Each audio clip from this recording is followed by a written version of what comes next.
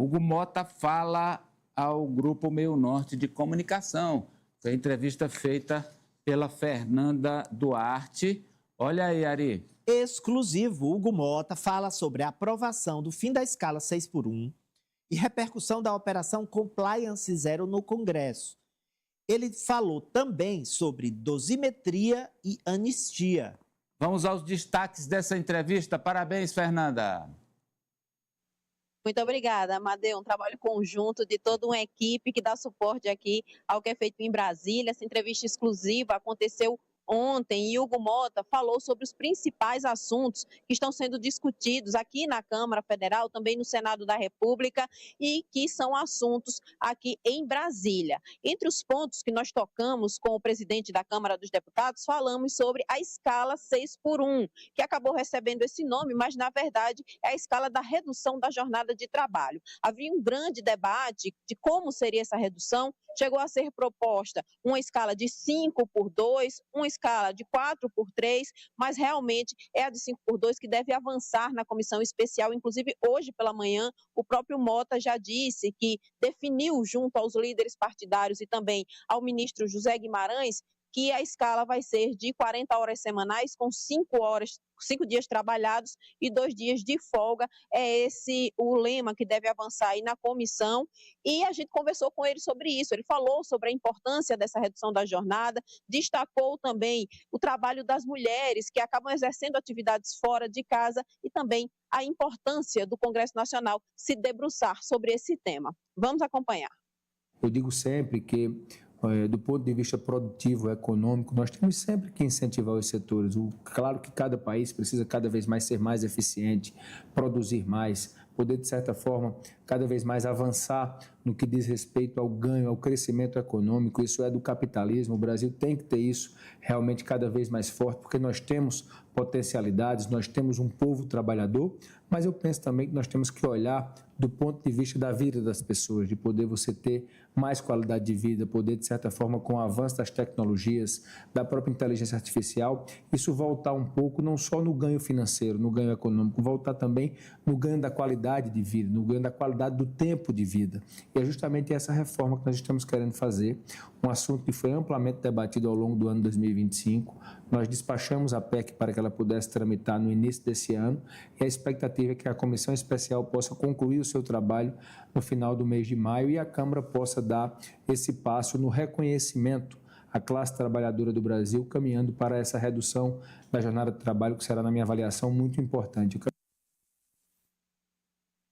Nessa entrevista exclusiva, Hugo Mota também falou sobre a Operação Compliance Zero. Ele falou sobre a operação que teve como alvo o senador Ciro Nogueira e também destacou a importância da autonomia da Polícia Federal, da Procuradoria-Geral da República, para que essas investigações aconteçam e os fatos sejam comprovados. Vamos ouvir. Eu confio plenamente na honestidade do senador Ciro. Eu tenho nele uma pessoa que sempre agiu aqui em Brasília de maneira correta. Eu não tenho dúvidas que ele terá a oportunidade de se defender e de demonstrar a sua inocência, porque o processo legal é assim. Nós defendemos que esse devido processo seja cumprido. É isso que nós esperamos das nossas autoridades, dos órgãos de investigação, para que o amplo direito de defesa seja dado, como requer as nossas leis, o nosso Código Penal, para que todo e qualquer cidadão brasileiro que seja ali acusado de algum crime tenha a oportunidade de se defender e, ao final, a autoridade do Poder Judiciário possa decidir se esta pessoa é inocente ou não. Um outro tema que também foi levantado e discutido com o presidente Hugo Mota diz respeito ao PL da dosimetria, que foi aprovado pelo Congresso, vetado pelo presidente Lula e teve o seu veto derrubado. E logo depois disso, o ministro Alexandre de Moraes suspendeu a aplicação da nova lei. Hugo Mota defende que o PL da dosimetria seja aplicado e também sobre as discussões em relação à anistia. Mesmo com todo esse debate, Hugo Mota defende uma boa relação entre os poderes e disse que também defende as decisões tomadas pelo Congresso Nacional. Vamos ouvir. Vamos o projeto da dosimetria, que permite essa revisão. As pessoas poderão procurar, depois da aprovação da Câmara, aprovação no Senado e a derrubada do veto pelo Parlamento desta lei, procurar o próprio Poder Judiciário, o Supremo Tribunal Federal, e pedir a revisão das penas, possibilitando assim que elas possam ser reduzidas e essas pessoas venham a ser beneficiadas. Eu penso que esse é o caminho correto. Nós vamos defender nos autos que aquilo que foi aprovado na Câmara e no Senado seja cumprido pelo Supremo Tribunal Federal. É o que cabe à Câmara nesse momento, é fazer essa defesa, e nós vamos fazer com muita firmeza. Nós vamos defender a posição do Parlamento, uma posição que contou com os votos de mais de 300 parlamentares, contou com os votos de quase 50 senadores no Senado. Então, demonstra que há no Parlamento uma ampla vontade de poder conceder legalmente esse benefício, essa medida, para que essas pessoas possam ter as suas penas revisadas, e nós vamos defender que o Supremo Tribunal Federal cumpra aquilo que foi aprovado pelo Parlamento brasileiro.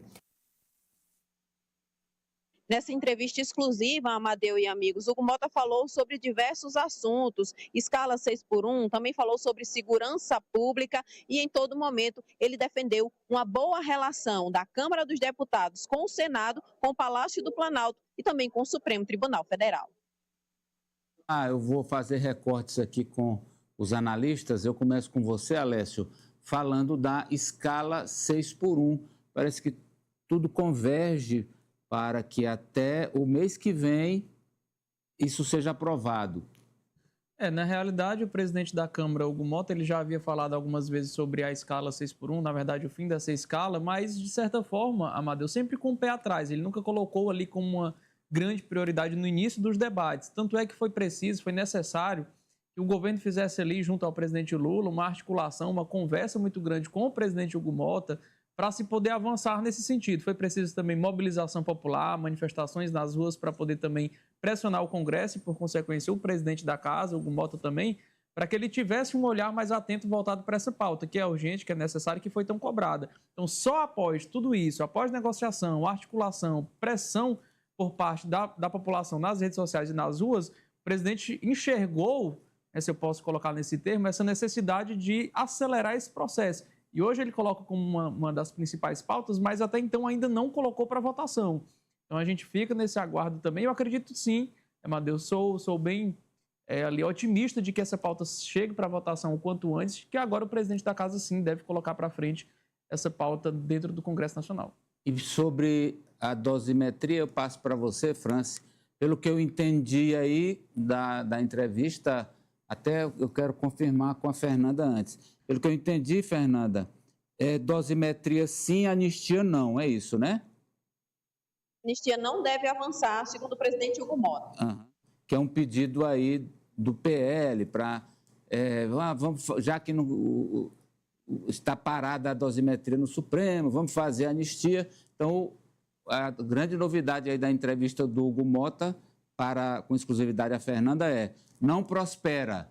Ele não vai botar para andar PL de anistia, nem projeto de lei de anistia, nem PEC de anistia. Nem PL, nem PEC de anistia. Hugo Mota não vai andar, mas quer que o Supremo honre com o que o Congresso votou da dosimetria. Franci.